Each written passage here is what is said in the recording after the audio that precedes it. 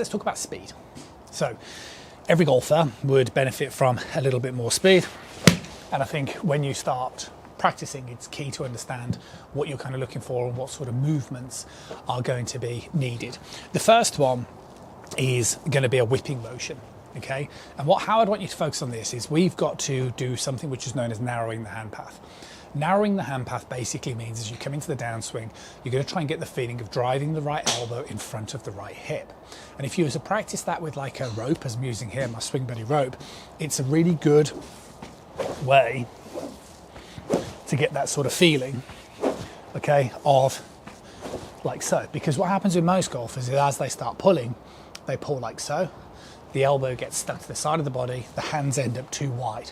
And this is the difference. We know when we look at all good ball strikers, everyone who produces distance, the one characteristic they have is they get the upper arm moving to the side of the body like so.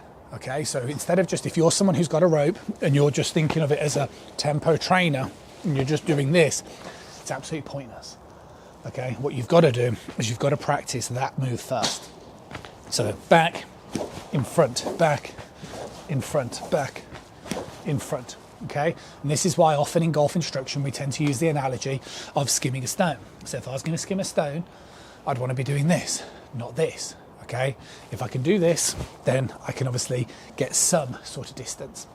The next question is though, if I'm driving that elbow quite nicely, okay, then how am I going to get more distance?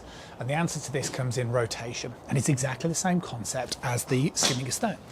If I was going to skim a stone by just moving my arm and no body movement, I can do it, but it's going to be limited. If I can actually then retract my left side out of the way, I can generate more force. And it's exactly the same concept, and this is the hip stick training aid.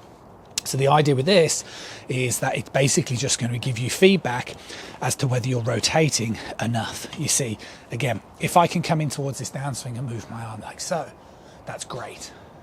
But if I can simultaneously rotate like so, then it just creates so much more speed because of the retraction of the left side out of the way, so then you can extend the arms through. And that's why the hip stick is just a fantastic training aid, because it gives you that feedback as to what it really means to pull the left hip back and rotate so the two sticks collide, as opposed to a lot of golfers think rotation is this, or you know, they kind of do things like this, or they get lost in it being a linear motion. Well, think about skimming a stone. You wouldn't bump your hips to skim a stone. You would just rotate towards your left-hand side, and the hip stick just makes you do that more athletically.